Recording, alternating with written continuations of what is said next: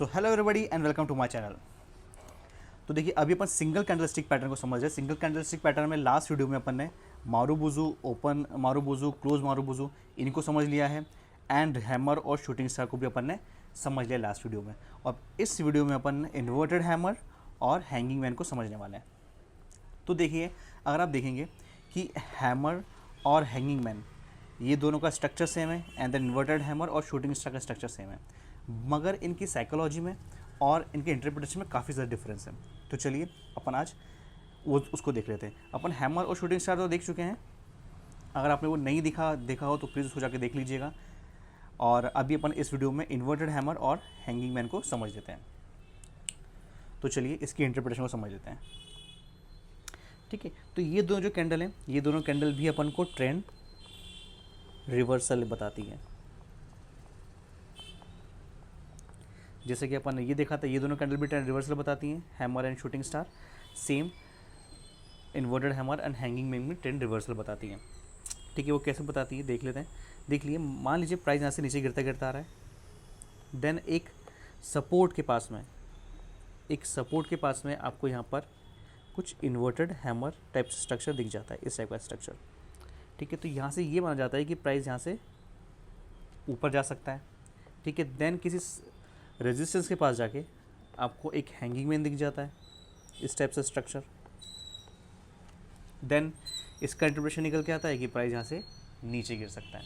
ठीक है, अगर आप दोनों चीज़ में देखेंगे तो इन दोनों ने ट्रेंड रिवर्स कर दिया। यहाँ पे डाउन ट्रेंड चलता आ रहा था, देन आपको यहाँ पे इन्वर्टेड हैमर मिला, इसने ट्रेंड को चेंज कर दिया, अप ट्रेंड कर दिया। देन अप ट्रेंड चल रहा था, यहाँ पे आपको एक हैंगिंग मैन मिला, देन इसने प्राइस को डाउन ट्रेंड में कन्वर्ट कर दिया। ठीक है, तो ये दोनों चीज़ें अपन को ट्रेंड रिवर्सल बता रही हैं।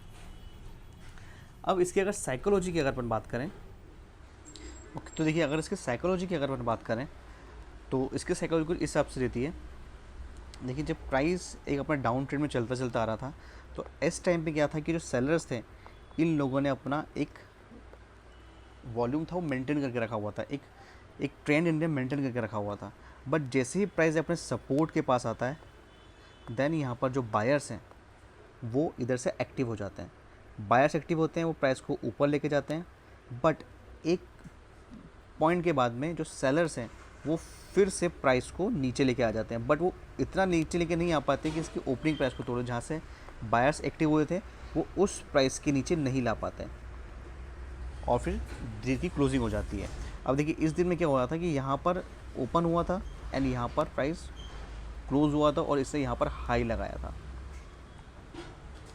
ठीक है, अब देखिए जब सेलर्स जो यहाँ पर एक्टिव हुए थे, सेलर्स हायर प्राइस से एक्टिव हुए और वो इसने यहाँ पे क्लोज कर दिया।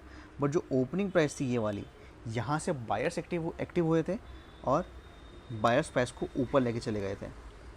ठीक है, अब इस चीज़ में क्या देखा जाता है कि जो एक डाउन ट्रेंड को जो सेलर्स मेंटेन करके आए हुए थे, इस कैंडल पे आकर बायर्स ने उनका जो ट्रेंड था मेंटेन जो करके रखा था उसको ने ब्रेक कर दिया, यहाँ से बायर्स एक्टिव हो गए।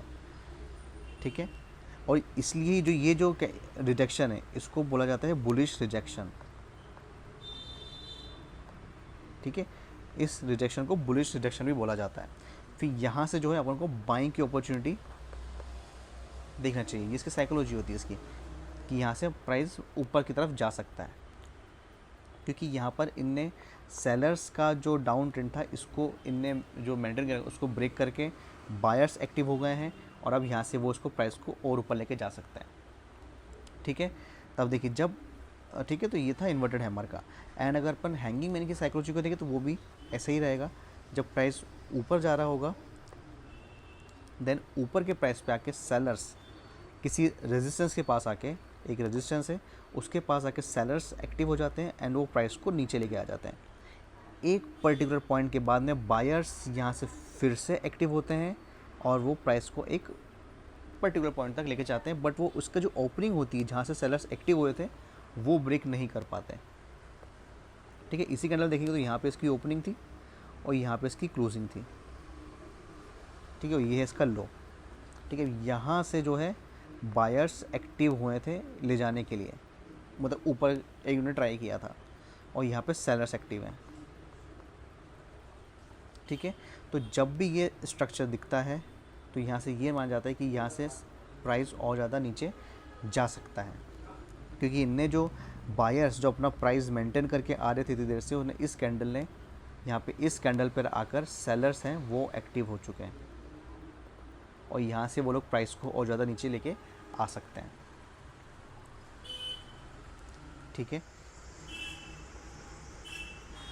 तो देखिए अब इसको ट्रेड कैसे करना है उस चीज़ को समझ लेते हैं।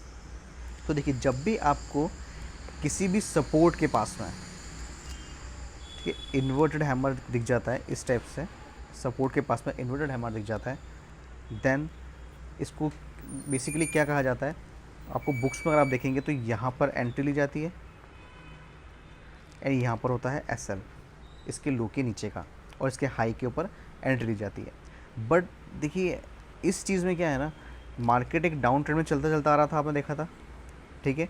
अब यहाँ पर जो बायर्स इधर एक्टिव हुए थे इस प्राइस पे, बट यहाँ पर आप देखिए तो यहाँ पे सेलर्स भी हैं। ये जो विक है ये सेलर्स नहीं के कारण ही आई है विक यहाँ पर, ठीक है। तो इसमें सिर्फ यहाँ पर इसके ऊपर क्रॉस करने पे एंट्री लेने से थोड़ा सा ज़्यादा रिस्की हो जाता है ये। तो देखिए इसमें जो सेफ़र जो एंट्री रहेगी ना वो कुछ इस टाइप से रहती है कि आपको यहाँ पे इन्वर्टेड हैमर दिखा, देन आपको एक कैंडल का और वेट करना है, एक कैंडल जो भी कैंडल इसके ऊपर क्लोजिंग दे दे, जो इसका हाई है, अगर इसके ऊपर आपको क्लोजिंग मिल जाती है तो देन आप यहाँ पे एंट्री ले सकते हैं एंड यहाँ पर रहेगा एसएल और टारगेट आप इसका 1:1 या फिर 1:1.5 का ईजिली रख सकते हैं। बट देखिए अब इसमें वही है, जो ज़्यादा रिस्क लेते हैं ट्रेडर्स वो इस पे भी काम कर सकते हैं, बट जो थोड़ा रिस्क कम लेते हैं, जो थोड़ा सेफ़ काम करना चाहते हैं, उनके लिए ये वाला पैटर्न ज़्यादा सही है, कन्फर्मेशन वाला। एक कन्फर्मेशन कैंडल मिल जाएगी तो उससे आपको ये पता पड़ जाएगा कि हाँ यहाँ से अब बायर्स एक्टिव हो चुके हैं, क्योंकि यहाँ पर पहले सेलर्स थे इस प्राइस पर, तो इसलिए इसके ऊपर क्लोजिंग मिल जाती है, यहाँ पे एंट्री ले लीजिए, देन यहाँ पे इसका एसएल लगा लीजिए और टारगेट 1:1 या 1:1.5 का रहेगा। वही सेम चीज़ अगर आप उसमें देखेंगे अपने हैंगिंग मैन में, एक रेजिस्टेंस के पास में आकर आपको हैंगिंग मैन मिलता है, ठीक है। अब जो रिस्की ट्रेडर हैं वो ऑब्वियसली यहाँ पे एंट्री ले सकते हैं, जो ज़्यादा रिस्क लेते हैं, और यहाँ पे उसका रहेगा एसएल। बट जो थोड़ा रिस्क कम लेते हैं, जो सेफ़ काम करना चाहते हैं, उन लोगों के लिए आप एक कन्फर्मेशन कैंडल का वेट कीजिए कुछ इस टाइप से, देन जैसे जिसका ये लो ब्रेक के नीचे क्लोजिंग आ गई, देन यहाँ पे आप लेंगे एंट्री एंड ये रहेगा एसएल एंड सेम टारगेट 1:1 या फिर 1:1.5 का, ये रहेगा इसका टारगेट। बट एक कन्फर्मेशन कैंडल होना ज़रूरी है इसके लो के नीचे। एक कन्फर्मेशन कैंडल आ जाएगी तो आपको ये कंफर्म हो जाएगा कि हाँ अब यहाँ से ट्रेंड चेंज हो चुका है, यहाँ पे सेलर्स एक्टिव हो चुके हैं इस प्राइस पॉइंट पे, ठीक है। तो चलिए कुछ ऐसा था इसका ट्रेड। अब अपन देख लेते हैं इसको चार्ट पर कि ये चार्ट पे कैसे काम करता है।